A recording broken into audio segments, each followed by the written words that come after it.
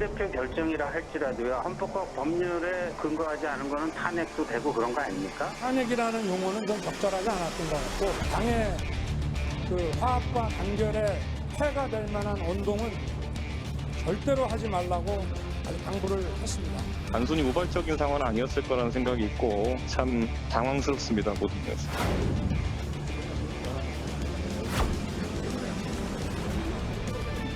내부를 향해 쏟아내는 말과 글에 대하여 깊은 우려를 표하지 않을 수 없습니다. 해정 때문에 지원 대상에서 제외된 국민들을 도가 추가 지원 대상으로 삼는 것은 정부 정책을 보완, 확대하는 것으로서 전 국민이 국회의 결정을 받아들이고 있었을 텐데 거기에 형평성이 손상됐다.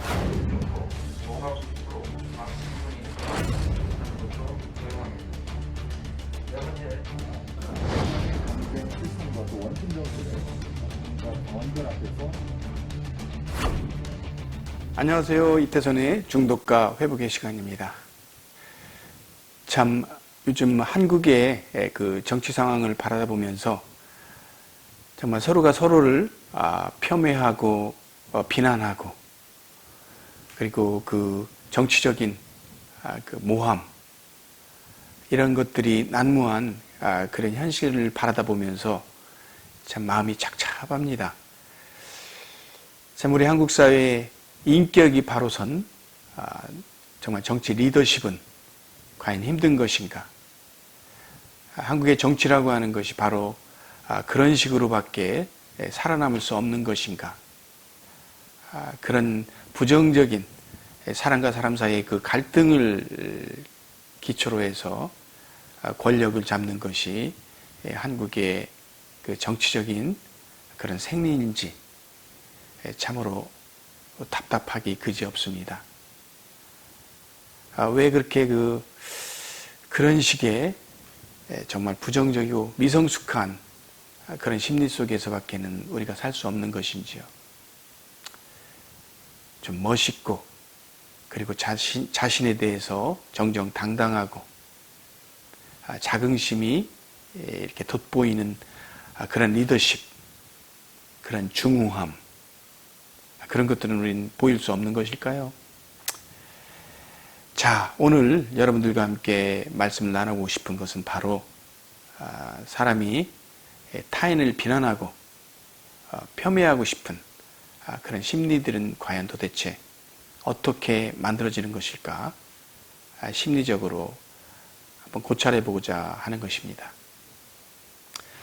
타인을 비난하는 사람들의 심리적 요인은 어린 시절 학대의 상처로 인한 경우가 있겠고, 또 다른 중요한 요인으로는 우리 한국적인 그런 술 문화의 그런 상황에서 바라볼 수 있는데, 알코올 남용의 성격들에서 찾아볼 수 있습니다.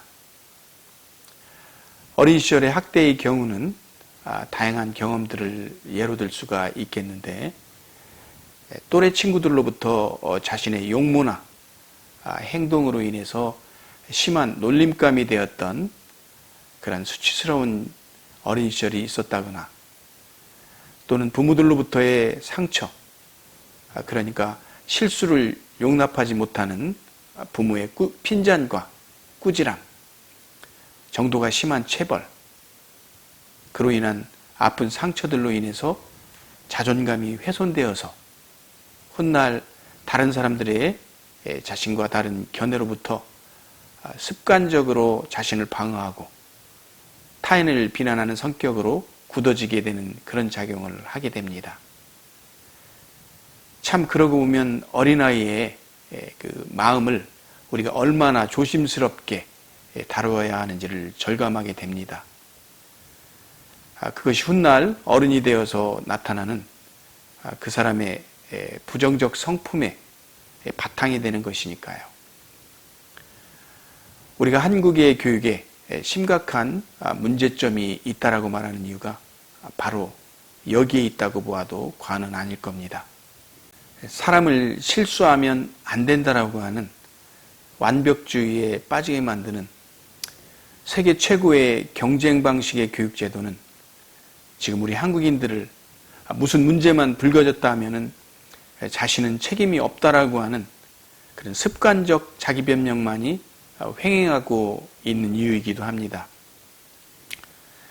자동으로 타인을 비난하며 책임을 전가하고 있는 것이지요. 비난의 심리를 갖게 만드는 또 다른 요인으로는 바로 알코올 남용 내지는 의존성의 심리가 만드는 성격입니다.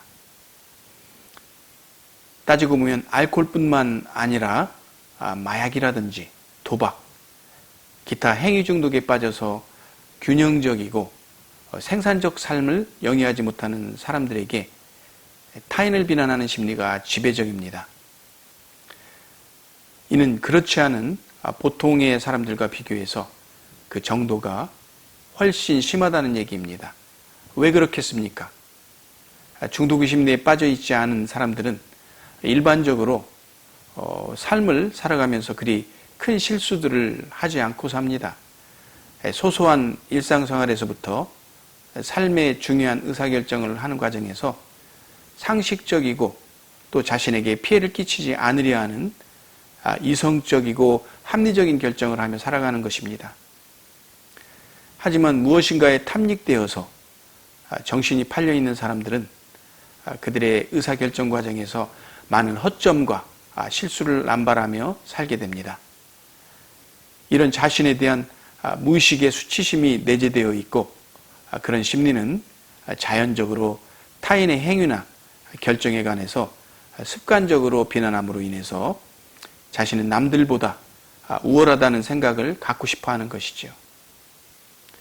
지금 우리 한국 사회에서 정치를 한다고 하는 사람들이 눈만 뜨면 서로 비난하고 상대의 허점만을 노리며 남 탓으로 일관하면서 자신의 잘못된 행위를 바라다 보지 않으려 하는 그런 독선에 빠져 사는 모습들을 목도하고 있습니다.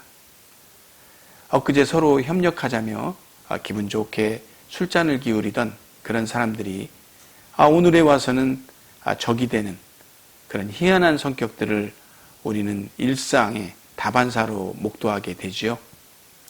그리고선 서로 너 때문에 일이 그르쳤다며 비난하기 시작합니다. 우리들의 전형적인 그런 인간관계라고 볼 수 있겠습니다.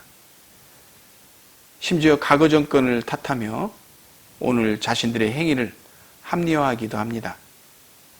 오죽하면 2021년 딴 세상에서 살면서 1900년 초에 일제강점기 때 살아갔던 조상들을 비난하며 친일 논란을 부추길까요?